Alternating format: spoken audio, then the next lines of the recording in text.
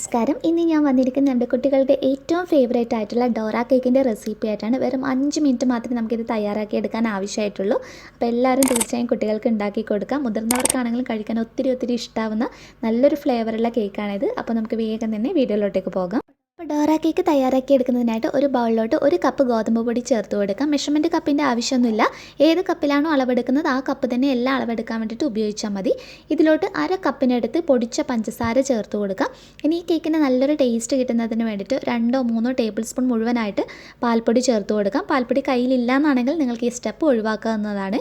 ഇനി ഇതിലോട്ട് വളരെ കുറച്ച് 2 പിഞ്ച് ബേക്കിംഗ് സോഡ അഥവാ അപ്പക്കാരം ചേർക്കാം. കേക്കിൻ്റെ മധുരം ബാലൻസ് ചെയ്യാൻ 2 നുള്ളു ഉപ്പ് കൂടി ചേർത്ത് കൊടുക്കാം. ഇനി ഇതിലോട്ട് നമ്മൾ പാലാണ് ഒഴിച്ചു കൊടുക്കുന്നത്. ഞാനിപ്പോൾ 1 കപ്പ് പാൽ എടുത്തു വെച്ചിട്ടുണ്ട്. അതിനകത്ത് നമുക്കൊരു 1/2 കപ്പ് ആദ്യം ചേർത്ത് കൊടുക്കാം. എന്നിട്ട് നന്നായിട്ടൊന്ന് മിക്സ് ചെയ്തെടുക്കാം. സ്പൂണോ അതല്ലെങ്കിൽ വിസ്കോ ഉപയോഗിച്ചിട്ട് നല്ലതുപോലെ ഒന്ന് യോജിപ്പിച്ചെടുക്കാവുന്നതാണ്.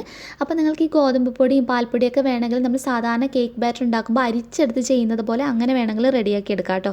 ഞാനിപ്പോൾ ആ സ്റ്റെപ്പൊന്നും ചെയ്തിട്ടില്ല. വളരെ എളുപ്പത്തിൽ ചെയ്തെടുക്കാവുന്ന രീതിയാണ് കാണിക്കുന്നത്. അപ്പോൾ നിങ്ങൾക്ക് വേണമെങ്കിൽ അങ്ങനെയും തയ്യാറാക്കി എടുക്കാം. ബാറ്റർ റെഡി ആയിട്ടുണ്ട്. നമുക്കിതിനെ ഇങ്ങനെ ചെയ്തെടുക്കുന്നതെന്ന് നോക്കാം.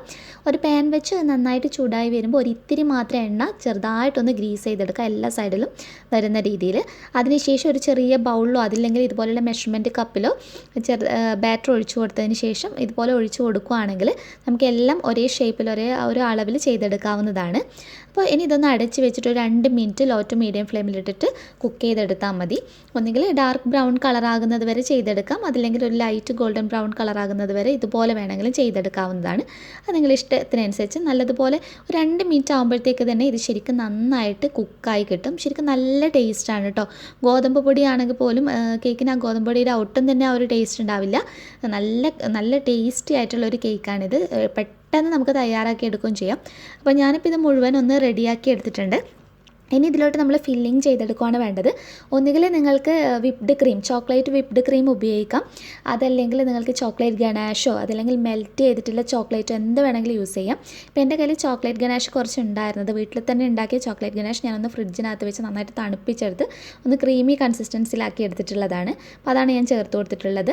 അതിനുശേഷം കണ്ടില്ലേ, ഇതുപോലെ ഒന്ന് വെച്ച് നമ്മൾ സാൻഡ്വിച്ചൊക്കെ ചെയ്യുന്നത് പോലെ ഇതുപോലെ ഒന്ന് റെഡിയാക്കി എടുത്താൽ മതി. ശരിക്കും നല്ല ടേസ്റ്റാണ്. കുട്ടികൾക്ക് ഒത്തിരി ഇഷ്ടമാകും. കുട്ടികൾക്ക് മാത്രമല്ല മുതിർന്നവർക്കും വൈകുന്നേരങ്ങളിലൊക്കെ കഴിക്കാൻ വളരെ സിമ്പിളായിട്ട് നല്ല ടേസ്റ്റി ആയിട്ടുള്ള ഒരു കേക്കാണ് ഡോറ കേക്ക്. അപ്പോൾ എല്ലാവരും തീർച്ചയായും ട്രൈ ചെയ്ത് നോക്കിയിട്ട് നിങ്ങളുടെ അഭിപ്രായം അറിയിക്കാൻ മറക്കരുത്. പിന്നെ ഗോതമ്പ് പൊടിക്ക് പകരം നിങ്ങൾക്ക് വേണമെങ്കിൽ മൈദ വെച്ചിട്ടും ഇത് ചെയ്തെടുക്കാം കേട്ടോ.